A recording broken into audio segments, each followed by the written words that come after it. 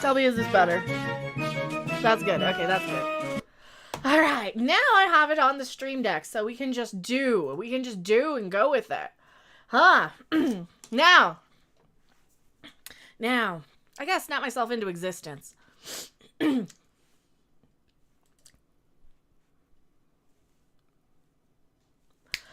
my fellow YouTube enthusiasts, or as I like to refer to you, if I can pull it up quickly enough in time without any YouTube enthusiasts, Americans, non-Americans, people in the UK, people in America who are just kind of hiding out from coming down from Canada. All of us, greetings, my fellow YouTubers and people who are on the internet right now. Today, we are talking to you about stuff. Here you go. During these past 2 years, this channel has been fortunate enough to survive on the generosity thanks to viewers like you. Now, in these tough times, when we're faced with multiple challenges every single day, it is more important than ever to let our voices be heard. Don't let these people tell you what you have to watch. Don't let YouTube's algorithms sit around and tell you when you should watch something. Watch YouTube on your own time. Bookmark the channels you love. Go back and check them every day. We're always here. We're always uploading. And tell YouTube it's their turn to pick up the check. It's their turn to support this channel. Seriously, commenting, sharing, clicking thumbs up, recommending this channel to everyone and everywhere. Every live stream you're at, everywhere you go, email it to yourself. Say, I want this channel in my feed every single day. And if you do that, it'll show up more. And YouTube will be picking up the tab more. By letting YouTube's advertisers pick up the tab for a change, we can help fight the shadow bans. We can help fight the cultural Marxisms, the people who want to turn the Spocks gay or something, and all the people who are out there trying to tell you that you have to conform to them. Because that's how the system is skewed. You have to conform to them. You have to tell them, no, we're going to take back our YouTube viewing. We're going to take back control, and we're going to make YouTube pay for it. That's what we're going to do. We're going to rely on ad revenue on this channel for a change. So, clicking the video the second they're uploaded, I upload at 6 a.m. Eastern most weekdays. I am here every single day. Thank you guys so much. I am going to go back to my live chat. Don't you go anywhere.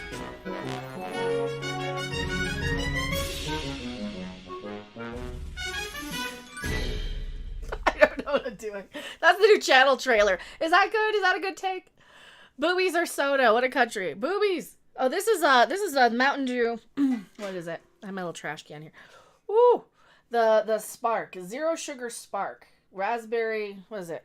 With a blast of raspberry lemonade. It's actually really good. Ooh. Hail Doxima. Hail everyone. Now that that's out of the way, do we leave the American flag up or no? Or should we go back to the 80s? Let's go back to the 80s where it's more fun. What's our first topic that we want to talk about? We want to do, here's the baited. Unless they've created the most amazing way to end all istophobia, to end the sexisms, the racisms, all the things by just allowing and admitting that in the future nobody's oppressed and they can be whatever ethnicity they want to be, then it's a reboot. Then it's a complete and utter reboot. They are finally at least getting close to admitting it. And LOL, so can people admit that I won the Canon argument already? And that got me blocked. That got me blocked by Trek Central for me finally catching them. This is the one thing that any of your Canon people cannot for the life of me accept. For the life of them accept. Can they? Where is it? They can't for the life of them accept. Let me find it. Oh, I put LOL. I quote tweeted LOL on their thing. I was looking for it. So they changed out Robert April. I quote tweeted them as LOL. And they didn't like that very much. Where does it show? Quote tweets. I don't want to log in. I want to see my quote tweet. Well, here it is. I quote tweeted him LOL. And they're like, well, you can kind of see for a second before it disappears. I didn't say anything. Just LOL. They can't accept a reality, even fictional, right? Right. I know. They can't accept a reality. They can't accept the fact that if you look at the character, let's take a look at how he should look. Let's take a look at the character. Now, I'm not even gonna mention it. We're not gonna play the bait. We're not gonna play anything. We're just gonna say this is a fucking reboot. Can we move on with it? It's a goddamn fucking reboot, and I've been waiting how many years for them to say it. Now,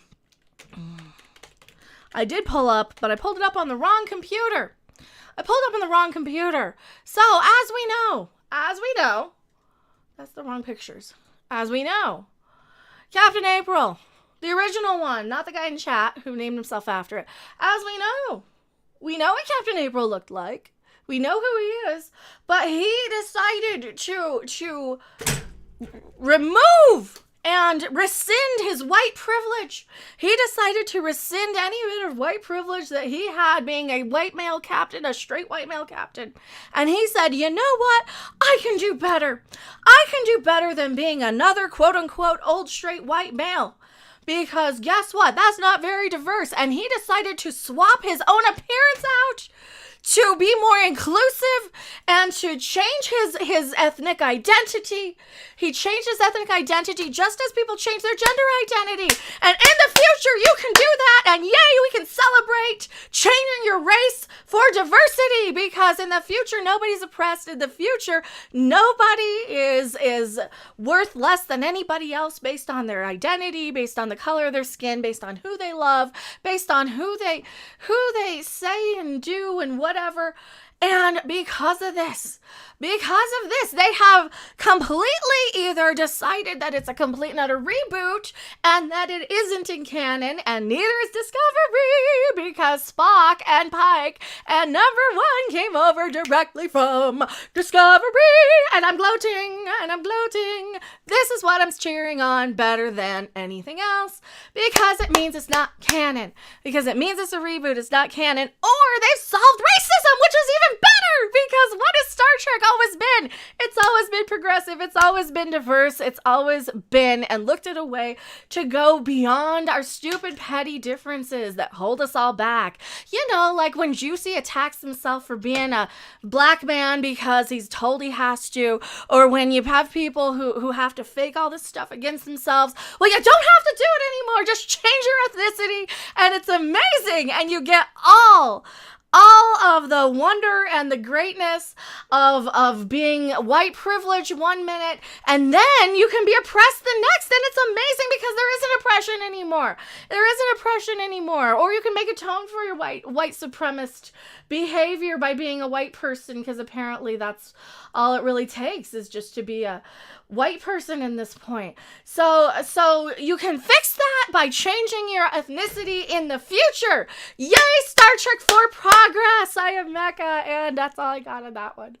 Don't go anywhere. Let's mock this now. Rob, you want to yell about this? Yeah. So stupid. It's so stupid. It's so fucking stupid. What is the purpose of it? Here, we got more. We got more. We're gonna keep going. What is the purpose of it? Well, because they don't like to. They don't like Happy Day. They admitted it's not canon now. They admitted it's not canon now.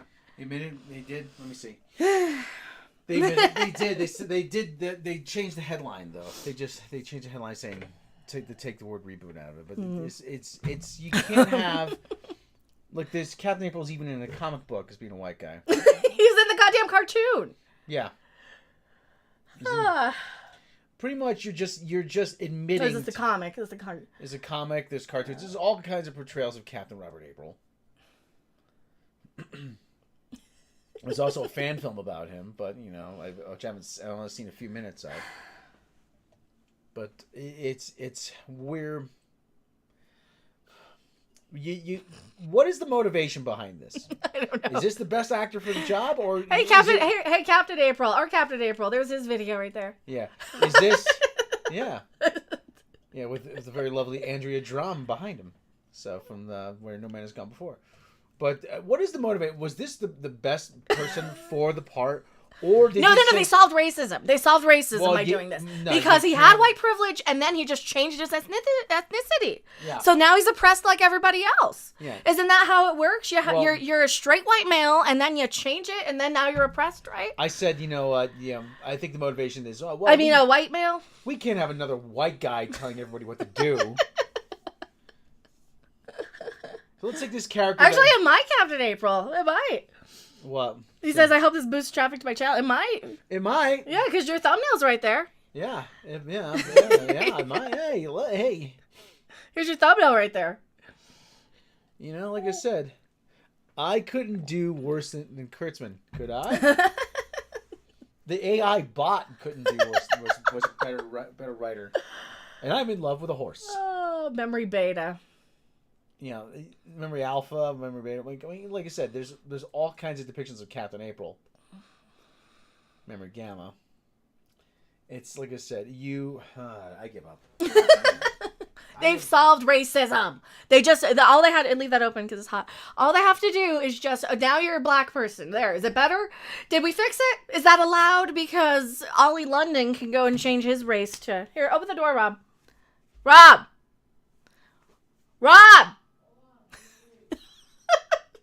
Closes the door behind me. I'm in here dying. So yay. That's what happens. That's what happens there. We fixed it. We totally fixed it. Why doesn't Star Trek use the multiverse theory and leave our Kirk alone? They are. Now they're saying the multiverse because they knew they couldn't lie and gaslight people for very long. And now all of a sudden, they're going and they're changing their tune, because now even CNN is saying, here, where's that CNN article? Is that it? No, that's the comicbook.com one. Here's the CNN one. I think CNN admitted it's a reboot, right? Is it this article that CNN says it's a reboot? Yeah, it did, but they changed the headline. Oh, they changed the headline. Do you have an old screenshot of it? No, I don't. Oh, so this article here was CNN. They said it changed the headline. Yeah, the Star Trek series reboot could come. Let me take a look. Yeah. If you've got it and like yours is still up, do you still have that? Just screenshot it, or can you way back it or archive it? You left it. You closed the door again. You closed the door again. Can you open the door so I'm not dying in here, so it's not 100 degrees? Or not. I'll do it. You left the door closed again. Again, the thing I screamed for. Oh, for fuck's sake. I hate my life. I hate all the shit I gotta deal with. So not only do I have to deal with arguing with Discovery people and Star Trek people for years, pulling me into a culture war I wanted nothing to do with, just because I wanted to talk about Star Trek. Now all of a sudden, now they admit it's not canon, and then but it is. But it is canon. Oh, it's not a reboot, but it's a reboot, and now they change their minds. Please stop making them, right? What can we expect of the new series? Akiva Goldsman, the show's executive producer, says the new series will be different and yet the same. So, nothing. It's a bunch of shit. See, when people always ask me, why, where is it? Rob responded with a freaking, when people always ask me why I know it's going to suck without even seeing it, I can tell you one reason why. I mean, I'm not stupid. I've seen what these people have given us before. I've seen what Akiva Goldsman and Alex Kurtzman, who's this guy on the other side?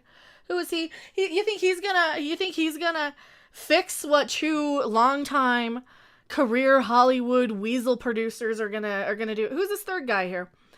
He's not gonna fix it any more than these other two jackals. So, and that's a perfect GIF response. Are people sure they want to say, you haven't seen it yet? How can you judge stuff to me? Because every recent bad show with Star Trek's name attached to it has had these guys, at least two of them, pulling the strings. So I've already seen what they have to offer. I already know it's going to be crap, and I know it's going to be a complete misunderstanding of everything we know Star Trek to be. It's going to be a reboot because you can't just race swap characters like Captain April without people knowing it's a goddamn reboot. And that's another thing they hate. They don't want to admit it's a reboot. I'm yelling at the Trek people who've been yelling at me for years. I've had one guy who had stalked me across multiple accounts. I had blocked him many, many times just to argue canon. Oh, but it is canon. But it is canon. But it is canon. But it is canon. Okay, so people are allowed to change ethnicities in the future? Oh, but it is. Oh, but that's not canon. Really? Really? Star Trek Captain April isn't canon as a white guy? I'm sorry. I'm sorry. So you're just telling me it's okay to portray yourself any way you can. Now, I don't care. I don't care. I care more about the argument of canon or not. I care more because, like I said, Star Trek's supposed to be diverse and progressive, and it's supposed to push boundaries, but it's also not supposed to be regressive. So if you want to go around and say that it's not a reboot, then you can give me a storyline saying why he changed his ethnicity, why he changed his outward appearance. Because in the future, nobody's oppressed, and he just thought he'd look cooler. That I can live with, because he wanted, this was his true inner self, this was his true self, and he was a transracial person. I can live with that. I can live with that, because I think in the future, people are either going to be completely to do a 100% 180 on transgenderism and say that that is gender appropriation, or they're going to do a complete 180 and say, you know what? Hey, transracialism is the way to go to make sure that nobody feels oppressed. They can be whatever ethnic group they want to be, as long as they're happy, because that's their true self, right? Right? Can we get on board with that? Yay, transracialism. Yay, transracialism. Is that progressive, or am I canceled? I don't care. I don't care anymore. I don't care anymore, but I survived thanks to viewers like you, because YouTube doesn't like different opinions.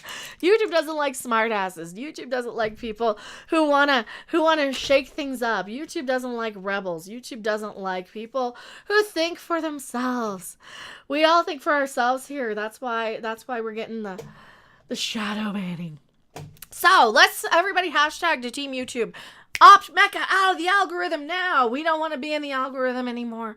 We don't want to be at the whim of YouTube turning down the aisle, turning down the dial, turning down the aisle, turning down the dial, turning down the dial. That's the one. That's the one. That's the one. So that is what we're talking about there. What's the NN's article gonna say here? Do we have it? We should probably read their article, huh? See what they had to say. Oh no, where'd it go? Oh, now I lost it. And now I lost it. Is that this one? Memory Alpha. Here you go. The new CNN. The new CNN. Rod Roddenberry Jr. is only the son of Star Trek's iconic creator, so he doesn't really need to... Yeah, and he never watched the show growing up. He was more into cars, heavy metal, and watching action shows like Starsky and Hutch. So he's the wrong person to be crapping asking about this. Yeah, so maybe we need to kick him out. Maybe he's the wrong person to be asking, because he clearly doesn't care. He clearly doesn't care. No wonder it's turning into stupid, like, car chases and shit. Well, gee, Rod Roddenberry's the problem. Rod Roddenberry's the one that needs to be removed from it, right? Because, okay, if you're the inherited creator's son, right? You're the person who inherits it. That kind of throws my little well, it's all corporatized thing to the wind, because Star Trek is the one that still has somebody kind of attached. However, it wasn't until I got mature and I appreciate the depth and intellectual side of Star Trek. Well, you shouldn't be the one making it still. I don't know. So it's nothing about the other shows. It's one I'm most excited for. Don't care. Which develops sci-fi, graphic novels, and television.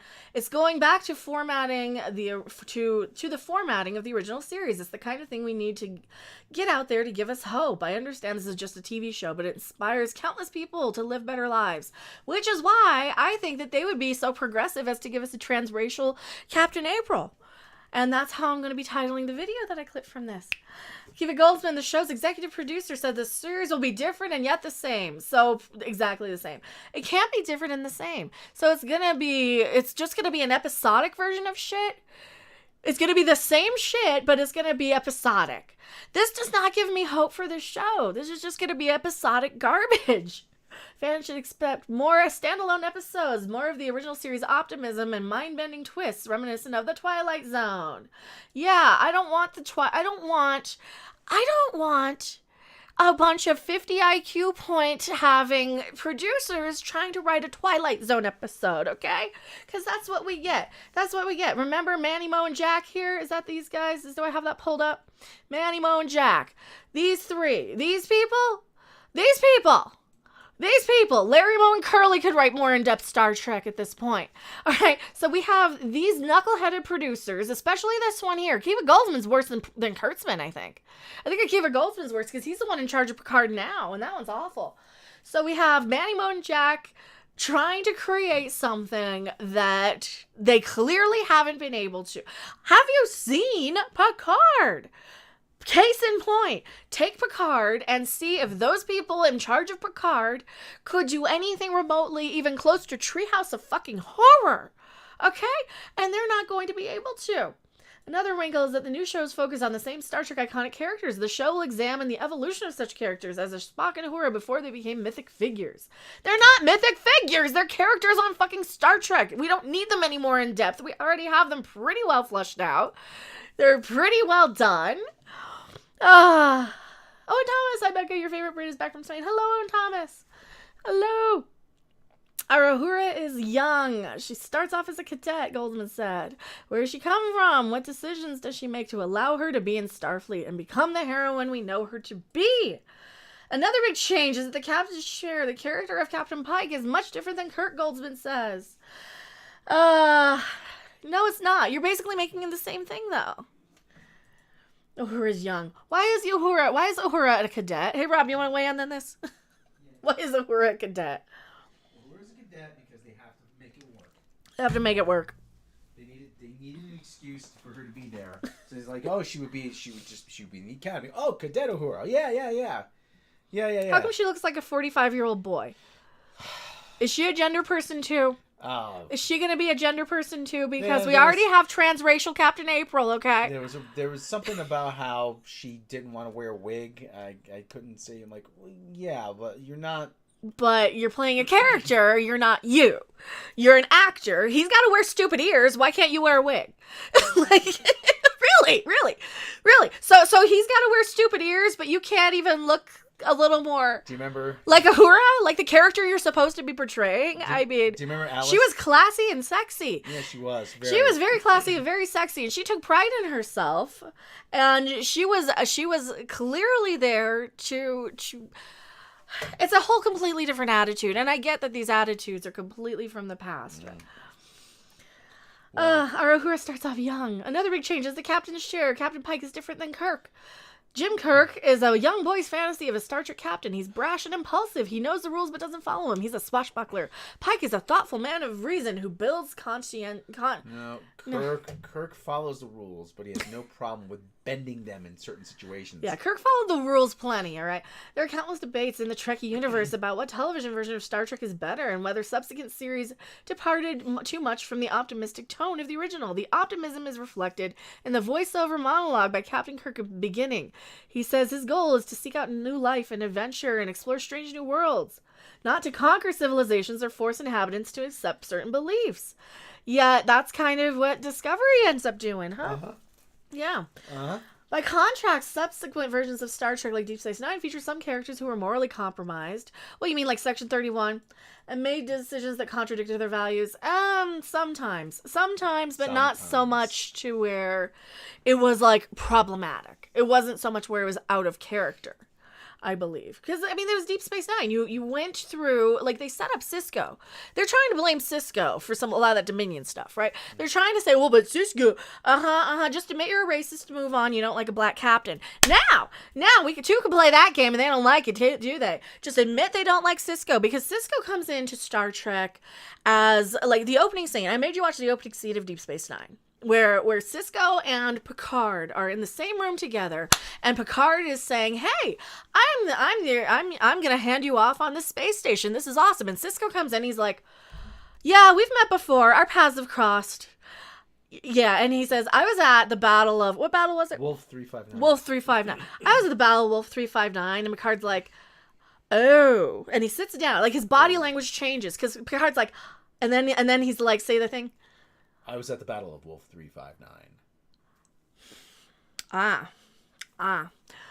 Well then, I assume, and he straightens his uniform, I assume you're going to be doing your duties as an officer. And he's like, yes, I'm going to do my duties. Yes. Okay, and they hate each other, and you can feel that they hate each other in that moment. Tension. You can feel the tension, and they set up Cisco to have a bit of a chip on his shoulder already. But, you know, anybody who doesn't like Cisco is just a racist, right? So, oh, what else is going on? What else is going on in the article? Looking at the original series with the 21st century budget. If they can combine sophisticated stories and beautiful special effects and the 60s right stuff energetic storytelling, then I'm going to be over the moon. I don't think they're going to do that, though. No.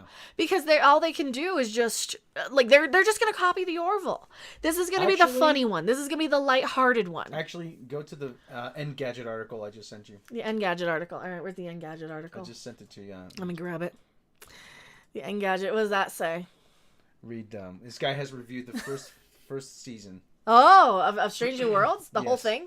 Yes, the first. The Strange New Worlds has its promise and the usual frustrations. But go to the end of the first paragraph. The fun show in there, blurred under clunky dialogue and odd plotting. Okay, what's the last sentence? The first paragraph. Go. No, go back up.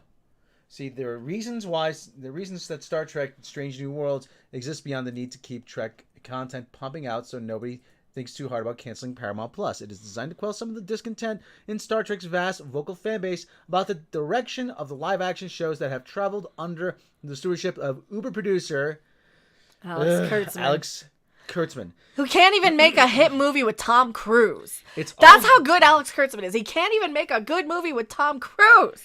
It's also a slightly bewildered response to the criticism of its predecessors, Discovery and Picard, made by the same people behind those two shows. In short, it is designed to appeal to people who, when asked what their favorite live-action Star Trek show is, unironically answer The Orville. What did I tell you? They're just going to copy the crappy Orville. Oh, God. We already have the Orville. You guys don't understand. So they're just going to make it all cringy and funny? Mm-hmm.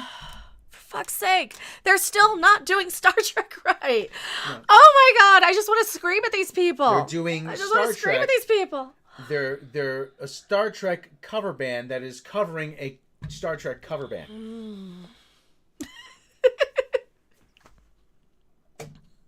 I'm trying to think of like a musical equivalent to this. That's not just the cover band stuff.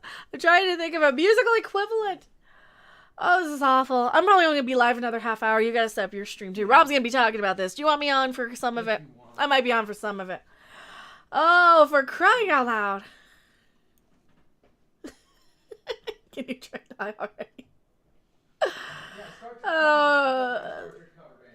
Christina Chong, Chief Security Officer Lon Noonien Singh. Well, yeah, what's like Khan? Lady Khan. Lady Khan, Noonien Singh, is a descendant of Khan himself. It's a trick series, World War II bad guy analog. From what we learned from her so far, she also gets saddled with a troubled childhood, dead parent narrative, as well as a case of the nasties. What's a case of the nasties? I expect her character will soften further over time, but now she's the least fun character to spend time with. One more interesting is Melissa Navia's hotshot pilot, Erica Ortega. Oh, the they themsman. Who could see the they themsman? I saw her line on there, or their line, or whatever the pronouns are, and I'm like, okay, they're gonna be asking for like a soda because their last captain had one, right?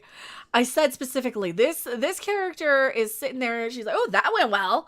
I'm like, oh, fuck, this is going to be the Orville, isn't it? Okay, they can't create anything. They can just copy what other people did. I'm like, it's getting so old. At least I'm sitting here trying to come up with wacky fake conspiracies to entertain people with all the BS that's going on instead of just, and the cultural Marxism and the intersectional feminism and they're coming for your children, and the groomers at Disney, and the and all that stuff. And why not let Seth MacFarlane erase everything and create a new, better Star Trek show? He has. It's called The Orville. You know, I'd also like Trey and Matt to do Star Trek. I think I'd like to see what they have to do. Trey Parker, I think he could do some pretty good Star Trek. I think he's got the brains for it. He's always been one of those, like, I love smart guys. I love that brain. Oh. Same thing with Seth MacFarlane, though. I love the big sexy brains. Who can launch the odd quip into the mix when called upon? Hemmer is a telepathic Andorian, that's gonna be okay. I don't mind him. An old-fashioned, lovable Gunpei. See, that's at least canon. You know, the Andorians, the telepathic Andorians. I don't know how well they're gonna serve on the ship, but and having seen the first half of the season, a second is already in production, I can say that Strange New Worlds will be a frustrating watch for fans. Frustrating because there are the bones of a really fun, interesting Star Trek series buried deep inside Strange New Worlds. Sadly, it's trapped in the usual mix of faux melodrama, clanging dialogue, and dodgy plotting with the usual lapses in logic. Many writers are blind to their own flaws, which is why it's so amusing that this is what Kurtzman and Company feels is a radical departure from their own work. So it's exactly like their own stupid work. Like I said, this is just Manny, Mo, and Jack thinking that they can write a Star Trek show. Where are they? I was gonna pull it up. Manny, Mo, and Jack thinking that they can write Star Trek. Larry, Moe, and Curly's Star Trek all over again. Maybe I'm being unfair. This is the 7th season of a live-action Star Trek released under Kurtzman's purview. The 3 lead characters all had a full-on season of Discovery to bed in, too, so it's not as if anybody's starting from cold. But despite the gentlest of starts, the show still manages to stumble out of the... They still don't know what the crap they're doing. Oh, they still don't know what the crap they're doing. The first 4 episodes especially feels as someone's trying to speed read you through a whole season's worth of plot and a bunch of partly disconnected episodes. I gotta see what Angry Joe has to say. Oh, Red Letter Media! Red Letter Media is also doing this. See, I like promoting channels that I watch. I promote channels that I watch. So I've been watching a lot of Angry Joe lately and Red Letter Media's Star Trek reviews. And oh my god, you gotta watch them. They are so good. They are so much better than any of the crap that's coming out of our side of the internet lately.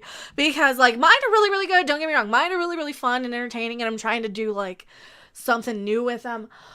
But oh my god, to see Angry Joe suffering through Picard, I'm like, oh, poor guy. I tried to warn you. We tried to warn them. We've been trying to warn. That's why I have a channel. We tried to warn people. And it just breaks my heart to see this. Maybe I'm being unfair. It's the 7th season. Yeah. Feels as someone's trying to read you through a whole season's worth of plot and a bunch of partly disconnected episodes. And aside, ever since the mid-80s, Paramount was desperate to reboot Star Trek with a younger cast, but it eventually happened only in 2009. Well, this is a reboot too, because, I mean, Captain April.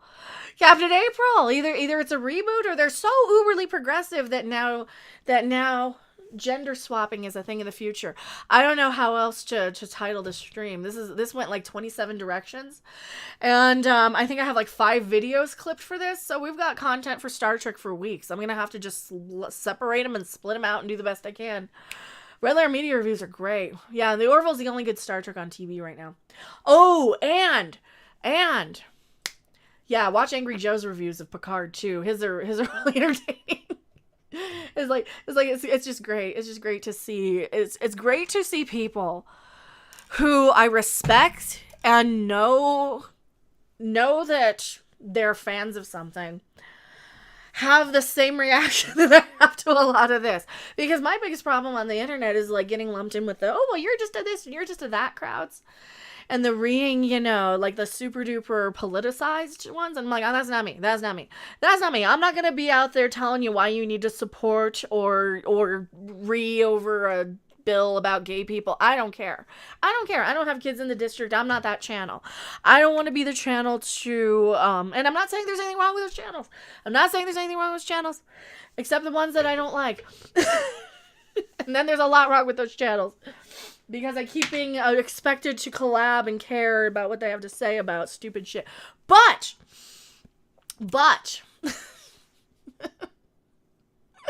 I don't know. RLM, I love Mike's hate for new Trek. Oh, it's great. I mean, I don't love that it's bad. Don't you think it'd be more fun if we were sitting there saying how good it was? It's like, why do they have to break Star Trek just to make me money? I mean, I appreciate it, but at the same time, it's like, just make good Star Trek. I can go play video games, you know? It's like, you don't have to break Star Trek just to give me a career, okay? I could just do video games for a living. I don't have to sit here and complain and read. But I'm appreciative. I'm appreciative. Arguably the weakest episode of the bunch tries to cram 4 A plots into a slender runtime, one of which is coming out of a narrative one crew member, and once they've come out, they're coming out.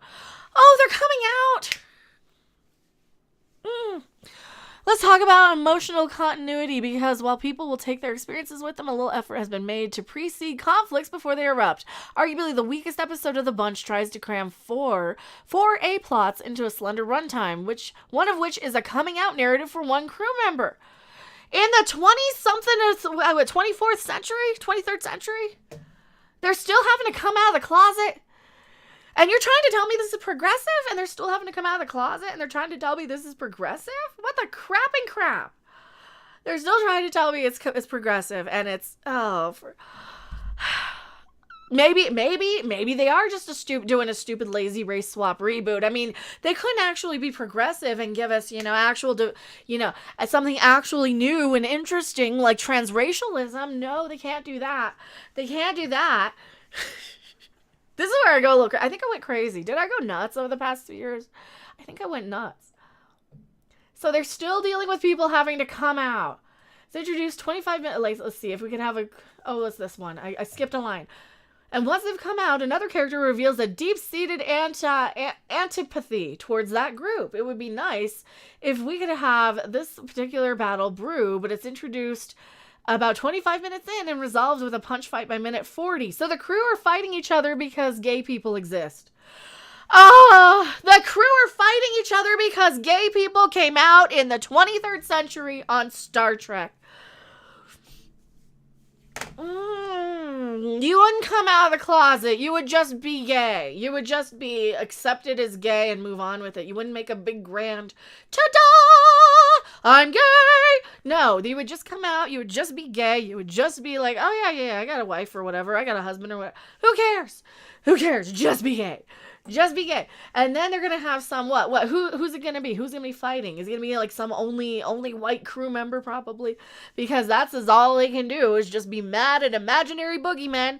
That's all it is just be mad at the imaginary boogeyman.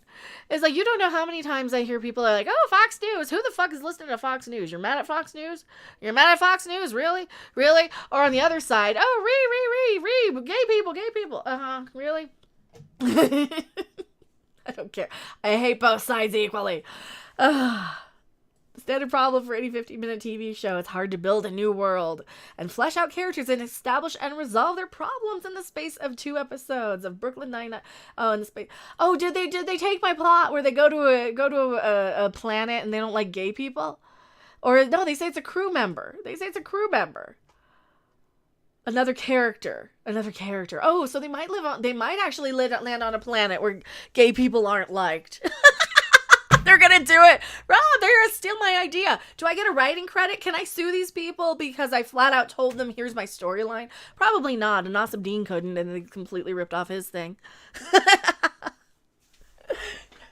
Yeah, let's see him try it. Let's see him try to do a story where the gay characters are coming out and then they land on a planet and the people don't like it. So they think that violence and a punch out is going to be the solution. That is so stupid. These people are so stupid who are making this show. In fact, I'm going to harp on about this one particular episode because it's not content with just dropping one major character revelation. The episode basically stops 10 minutes in order to, shock horror, drop another kind of dark secret about a crew member. You barely know. One thing I said was when Discovery started was that if you never get to know the characters in their default state, it's not valuable to see their bizarro world counterparts straight away. It's the same here. Strange New Worlds refuses to do the painstaking work of filling in these characters before they start changing as a result of their experiences together. The cast is all solid and clearly working hard to elevate the material they've been given because the dialogue here is so rough. I think they all deserve danger money. Now, New Trek dialogue, ooh, I love they're using my New Trek thing, has always been awkward and or impenetrable. But it's beyond dreadful here. Well, it's like when Mikey Spock is like, is it inevitable that you're going to die? What is her line? Is it truly inevitable? Is it truly inevitable? Is it truly inevitable? Damn. And then she goes into damn. Smoke weed every day. Is it truly inevitable? Is it truly inevitable? has she done? I've turned into Laura Petrie trying to mock Mikey Spock. Kurtzman and Co. Forget the whole show. Don't tell. Nature of screenwriting. Again. Ooh, I'm bouncing. For fuck's sake, there are no closets in the 21st century. Thank you. Yes. Thank you so much, Steve Arts. Yes. I know you and I disagree sometimes on things. You're exactly right. There wouldn't be a closet for them to come out of in the 23rd century because people would just be gay. Because who the hell cares? Like, oh, God. We're regressing. We're regressing as a society again. It's like, seriously. We're regressing. The nature of screenwriting, and the characters just stand there and tell you everything constantly. This is made worse than rather than giving space for these talented, well-paid actors, they're instead forced to say what they're feeling. What is this, therapy? They're just writing down their therapy? Like, don't they know that people, like, actors are going to come in and they're going to be like, you know, it's going to be in brackets, right?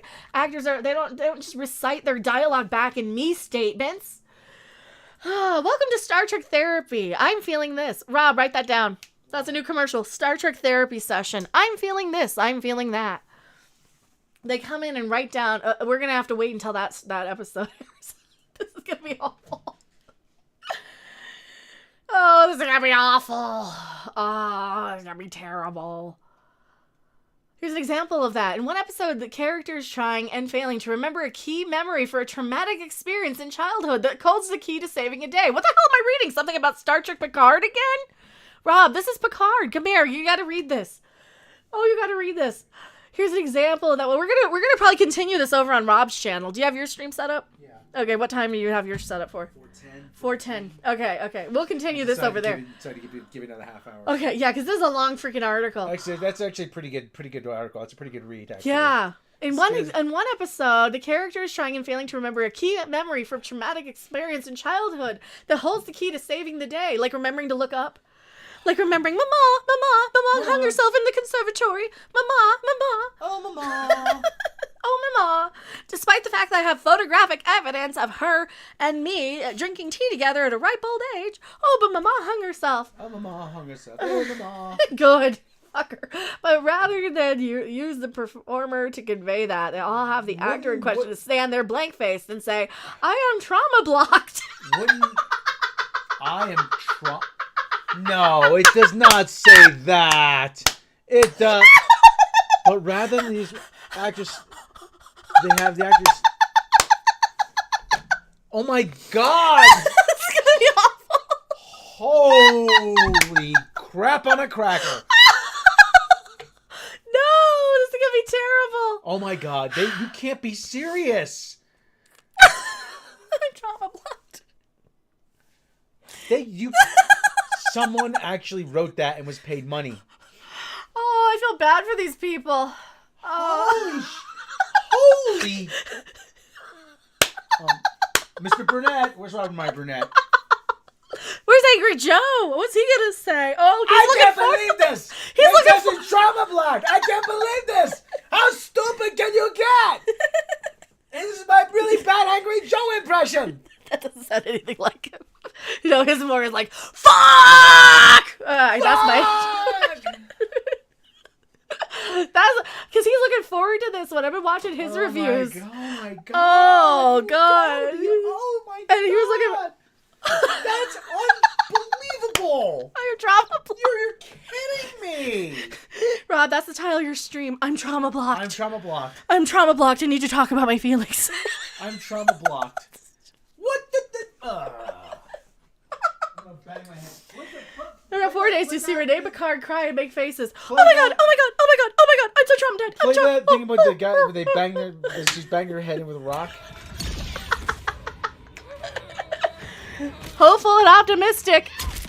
Yeah, there you go. Hopeful and optimistic. There you go. Oh, for fuck's sake. I'll have to save the rest of these. I'm going to save the rest of my topics for tomorrow. Holy shit. Oh, I don't care. I've been F-bombing all week, all day. So yeah, we're gonna continue this over on Rob's channel. Captain April has Kurtzman hired a bunch of chimpanzees to bang on keyboards. Yes. No, he hired chimpanzees. No, they do a better job. Renee Picard crying. They race swapped Captain April. If they hired a bunch of chimpanzees A bunch of chimps chained to typewriters could have come up with a coherent script. I've been recording this for 28 minutes, 38 minutes. Just put it up as is. Yeah, this will just this be doesn't live. need editing. Just put it up as is. No, seriously, because it's 2 videos. split it in part 1 and part 2. Seriously, because you need to hear every single excruciating detail about how this is going to be the most unmitigated. I'll just leave the stream up. Yeah. I'll just leave the stream up and trim out the beginning clips. Holy crap. Oh gosh. Because there's a few other things. I'll just unlist it, trim out the beginning. I'm on my 3rd glass of cranberry juice. This is how bad it is. And I need to go buy more in a little while. Oh gosh. I might be playing Sniper Elite on Twitch later. I don't know. He might be playing Sniper Elite on Twitch later. I don't know what I might be doing. I might be begging for money on Twitch too tonight because, so crying out loud, YouTube. Yeah, please don't wait for me. Don't wait for my stream to super chat. Just super chat Mecca. Okay. No, seriously. Don't wait for my stream to super chat me. Super chat Mecca. I mean, come on, man. No, it's fine. If it wasn't for Thank you, John, for being a €7 patron. If it wasn't I do have Patreon. If it wasn't for her, I wouldn't have a channel right now. That's not true. Yeah. That's not true. You would have a channel. It just would be kind of. You would just be making money off of the other channel, and you'd have to be sitting there talking about Disney. Oh, God. You'd have to be agreeing or canceled. Yes, the groomers are gonna get your children, and we have to be all triggered by it. All of a sudden. They're gonna get your children. They're gonna get them in the cultural Marxists. When you bring Spot and Rover in to go get their coat, get flea dipped, they're gonna get the groomers are getting. Spot and Rover, good boy. Who's a good boy? Orange cat person, cat Twitch streaming. He should be. 25% different. Maybe I'm being unfair. This is the 7th season. We're gonna Rob will read this article. I knew this was gonna be like the Orville. We like the Orville because it's written more cleverly, not because it's funny or looks nice or I saw their opening credits and they literally just copied the Orville. And then people are like, "You don't like anything." I liked it. I would like it better if I were collecting a paycheck for writing the fucking thing. I mean, I seriously, Kurtzman, you owe me some goddamn money. You owe me money for the Red Angel Harpy thing. You owe me money, because, I mean, what did I say? Are they going to have a mecha Harpy or something, or some mecha thing with red, and it's going to come in a wingsuit or something? And what do? It's a Red Angel. They owe me money for saying that, yeah, they're going to have this episode. They're going to land on a planet, and it's going to be a gay character. They're stealing money from me I guess they think it's right because I'm making money complaining off of it, but I haven't yet. So here's the thing. Can Alex Kurtzman pay me a salary? Can they start paying me a salary? Because I feel like they owe it to me if they're going to be just doing everything I say and I get nothing for it. Troubled childhood, dead parent narrative, the con thing. Ugh. Everybody does. That's because what? He had a troubled childhood. Ooh, they're so traumatized. Yeah, I'm traumatized too.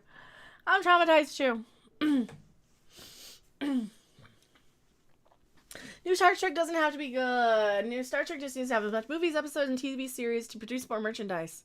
Oh, speaking of merchandise, you don't know that nobody's actually buying it though. That's not an excuse because I went to who was it? Who had it? I did a video on it that I never uploaded. Huh? Yeah, the Eagle Moss stuff. They were selling the Star Trek ships. Hero Collector. Yeah, it was on Eagle Moss. So they're selling on clearance the Star Trek ships for like super duper duper cheap. Here we go. So Eagle Moss, like they can't even get that. Here, let me find it. Is that Andre the Giant? Oh, that's cool. Oh, that's out of stock. That's cool because it's out of stock. All right, Star Trek. Star Trek Discovery. Here's what kind of merch they got on Eagle Moss. No Discovery. All right, how about Notify Me? Oh, they have a Ripper figure on clearance. Do you really think that they're making a whole lot of money on merch like calendars and one little figure? All right, here's a Discovery ship. and the refits. But when they got it cleared, like Starbase 1 Special Edition. This is the one from Discovery, right? Where'd it go? This is the one from Discovery, right? The Discovery ships. Yeah, this is the one from Discovery. So when they have to sell it at $18, are they really making a lot of money on merch?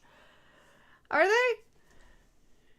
Are they? I don't know. I don't know. New Trek has me trauma blocked. New Trek has me trauma.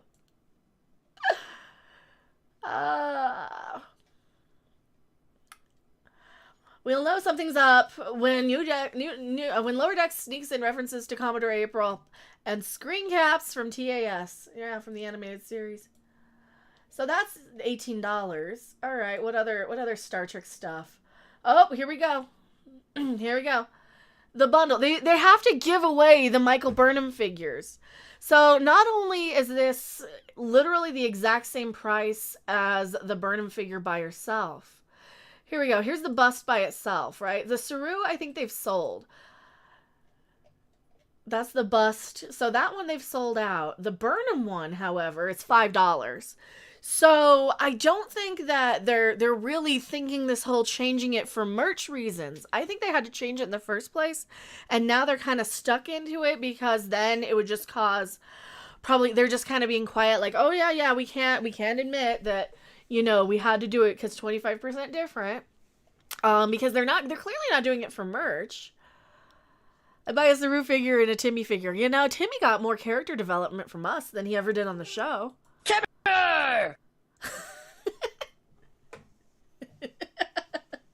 Yeah, do it the Wheel of Fish guy. You're so stupid. So the Michael Burnham Rob, have you seen this? No. Come here, look at this Michael Burnham figure. So this is some of the few bits of merch that we've gotten from The few drips. the few little drips of merch we've gotten from Star Trek Discovery. All right, so here's our like when they're discounting the ships from, you know, well, that's the Starbase from Discovery, from 74 to 18. That's from Discovery? Yeah, that's the one from Discovery. I don't recognize it. Exactly. Like the Discovery ship itself, I can see why that holds its value. That's actually It's all 3D printed, right? Yeah. Well, no, these are the die-cast Eagle moths. Okay. Yeah, these are the good ones. These are the good ones. Okay. So when you kind of scroll down, and Discovery Shuttlecraft got cleared out to $13. The Klingon Dead Bird ship, $13 on clearance. Okay, nobody's buying this shit. Michael Burnham, you see the ship is $41 by itself, or you can get a free Michael Burnham figure for $46. But that Michael Burnham figure, if you were to buy it on its own, is $5 anyway. Oh, for God's sake. Right? Oh, it looks like, who the hell is that? Is that supposed to be? That's supposed to be Mikey Spock? Yeah, she's holding the phaser the right direction. That can't be Michael Burnham. It looks like Will Smith. I do kind of like the Dead Bird ship, but I don't think it's a Klingon ship. No, it's not a Klingon ship. Beacon of Kalis ship. I kind of like their ships, but I don't like them as Star Trek ships. It's Voyager? Yeah, that's full price. Okay. That's the Discovery Voyager. That's the Discovery Enterprise for 80. With the which I can see why people. Well, that's the Discovery Enterprise right here. Yeah. Yeah, that's with the cheese I can see why people would want it. There, yeah, I can see why people would want it because you're complete. There's the Eddie Van Halen. Yeah. That's not on clearance yet. The La Serena. The Nog. That's a nice one to have because of Aaron Eisenberg, though. Yeah, I can get behind because he passed away recently. He was ill. Hopefully his family gets some money off of it. Yeah. Well, they probably don't, sadly. But I mean, it's a nice tribute to the actor. USS Maui. There's Book Ship. I don't know what the Maui is. That must be from Lower Decks or something. It's a Varian Fry starship. What the hell? I don't know. There's Book Ship that looks like... What the hell does Book Ship look like? It looks like a freaking... I don't know what it looks like. It's almost dirty. It does. It's dirty. Oh, here's the Balth class. This is the stupid Klingon ship that they had. Oh, boy. $13. 13. It's just not... You're not really asking... Which one was the sarcophagus? Was this the sarcophagus ship or was this one it? I don't remember. The Shinzo or whatever. Shinzo variant. Okay. The sarcophagus, the sarcophagus ship almost looks like a bird of prey. Yeah. Almost. But the D7 battlecruiser. Well, that one got cleared out too, but that's a cool ship. Yeah. Oh, the ISS Sharon. Sharon, whatever. Karen. That one. Okay, so that one got cleared out. These all got cleared out. The landing pod. Remember Mikey Burns in the landing pod? Oh yeah, $13. That the guy that white mansplainer. They're the Klingon Raider. It's Section like 31 headquarters. It's like there's no practicality.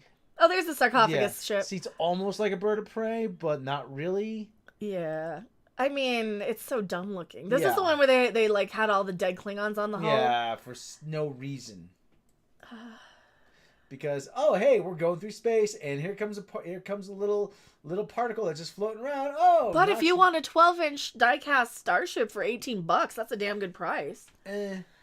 I know. I'd rather have like good ships. And I think of better things you spend $18 on. All right, but I mean, you can have it though. Do they have the one that looks like a dildo? I remember that one. I liked that one. Your dildo? Oh, there it is. Oh, the cleave. That's the one that looks like a dildo. It's down to 13. Oh, we missed out on getting a cleave. That's dirty. It is. That's dirty. $14. For God's sake. I'm amazed. I'm just amazed. Yeah, none of this stuff is really selling, is it? I mean, not really. They still have a few of them. $13.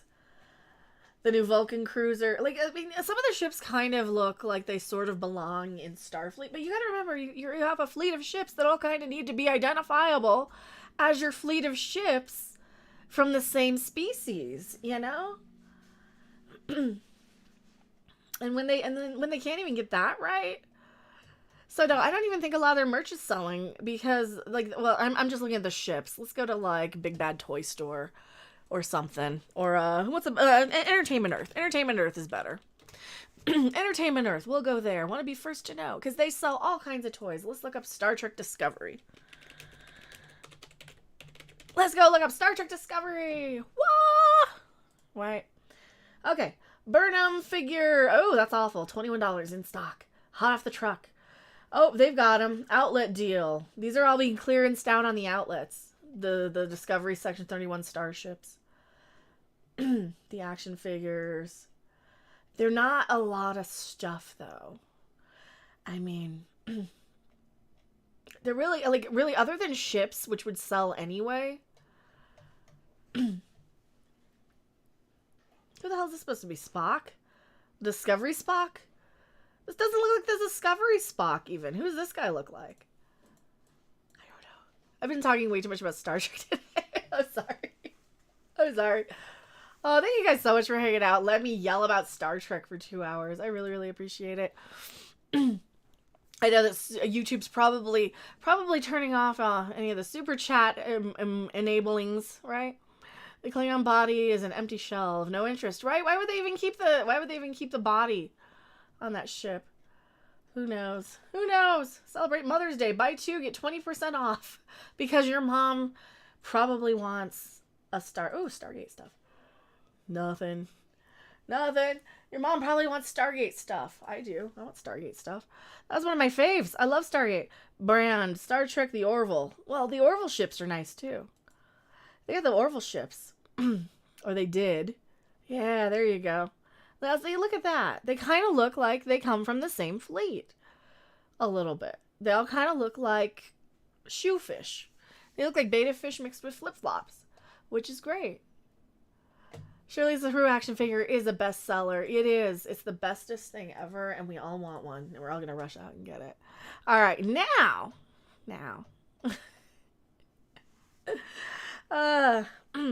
All right, are we ready to go raid? Let's go raid Rob's stream.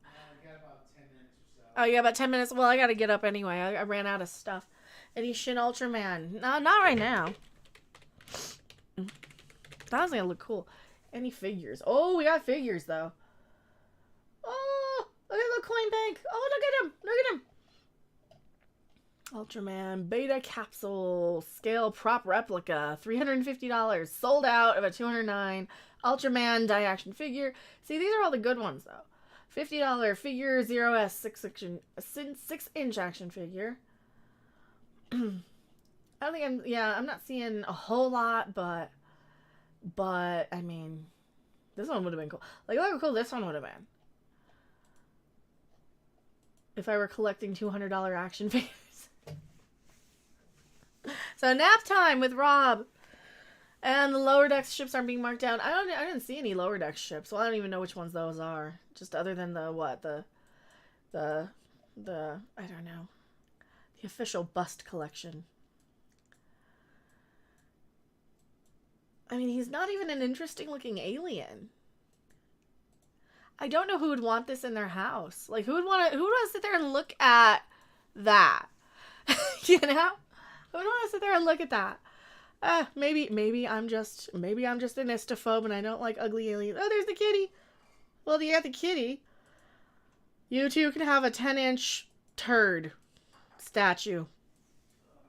Do you want a statue of a turd? I mean, a turdigrade? Is it 10 inch? No, $10. That's expensive for what that is. Known as Ripper. This collectible makes the perfect gift for any Star Trek Discovery fan. And I'll make an enemy of anybody who isn't. Doesn't make the perfect gift. Who wants this? Any fans of Discovery want this? Who's out there for a crew member that was supposed to be a crew member but then wasn't?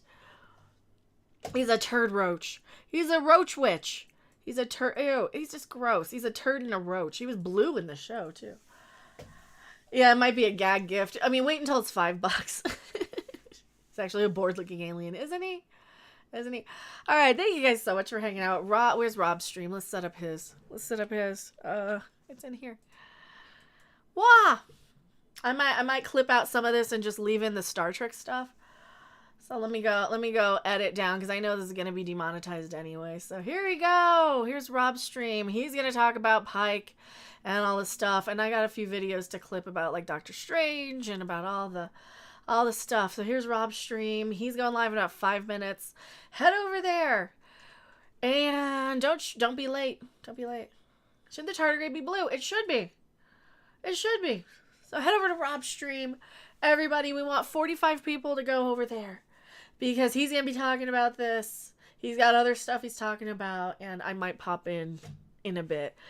I am Mecca. I will see you guys on the next video, live stream, or wherever. And I'm probably going to go edit this down a little bit to something more manageable. Bye.